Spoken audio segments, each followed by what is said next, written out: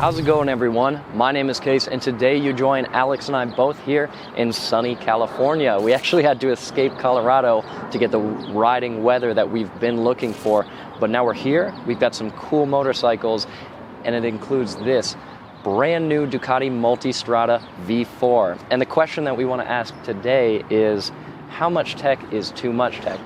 Now, if you want to see a video walking through all of the features on this motorcycle and how it compares to the model that it replaces, check out the video linked in the description below. Today, we're more going to focus on how all this technology impacts the bike.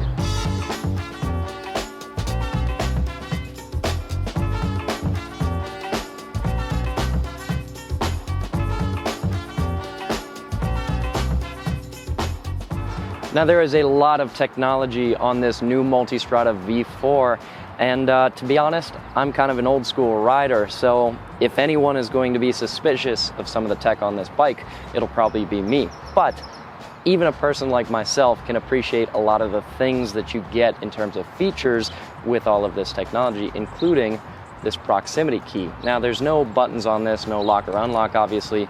You do have a blade style key that you can use to open up the filler cap or unlock the side storage, but for the most part, you just keep it in your pocket and you don't have to do anything with it.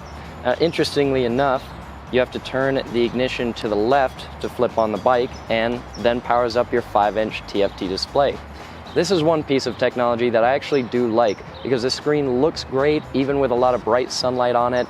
You can see it clearly. However, there's tons of info on here, so much so that it can get a little confusing and overwhelming. I mean, here's your adaptive cruise control system. You pull the joystick on the handlebar left to back out of these menus. After a while, you start to get used to how this all works, but in the beginning, it can be definitely a little overwhelming, especially for someone like myself who doesn't usually use a lot of tech on motorcycles. Now, any of that technology that makes this motorcycle more comfortable to ride and be on for a long time, I'm all for. However, it's when it comes to systems like the radar cruise control and blind spot monitoring that I start to get a little iffy, because that changes the way that you actually ride the bike. The other thing I'm not so sure about is the fact that because this motorcycle has so much tech, it costs $19,995 to start, and a V4S like this starts at over $24,000. The best piece of technology that this has is this V4 engine right here. This is pretty much the same engine that they use in the Panigale V4, 170 horsepower and 92 pound-feet of torque. And that's a good thing that it has that much power, because this bike, its wet weight is 529 pounds, so it's not light. All right, yeah, like Kase was saying, this bike has a ton of tech. Heated seat, heated grips, cornering ABS, traction control, all the rider aids you could ever want and ever need. And that stuff's great. I will never complain about that, but there's a few things that are a little bit more questionable, so let's dive into the screen. This is the first motorcycle to have both a front and rear radar system. Ducati and BMW were kind of in a war, who could do it better, who could do it first, and it looks like Ducati might have won. So first of all, we have adaptive cruise control. Just like in your car, you can choose between very far, far, medium, and near distances. There is also, if you go into the settings menu, a setting for adaptive blind spot detection, sorry. Not sure why they're not really in the same spot, but they're not. And here you can turn it on and off or adjust the dimmer. Right now it's set on high, which is what we want here in the bright, sunny LA area. If you look up here on the mirrors, you can actually see where it'll indicate. On each mirror, you have this little LED light. Looks like it might be for a turn signal, but it's not. It's actually facing the rider, so that's what's gonna light up when there is somebody in your blind spot.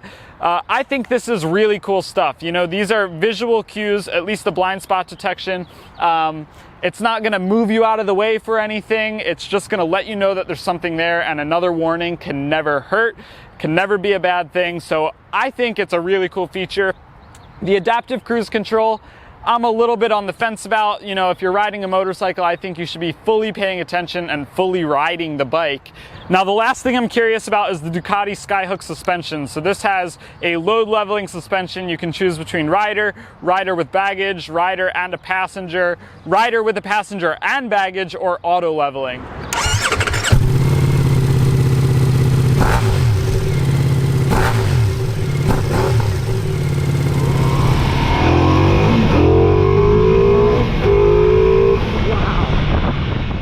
Ducati Multistrada is an absolute powerhouse, surprisingly quick and nimble for its size. But I wanted to see if I could figure out how to use adaptive cruise control while I was on the move, and it turns out I'm not that tech savvy. So I handed the keys over to Tech Master Alex to get his thoughts. Alright, so let's test out this cruise control system. I just turned it on.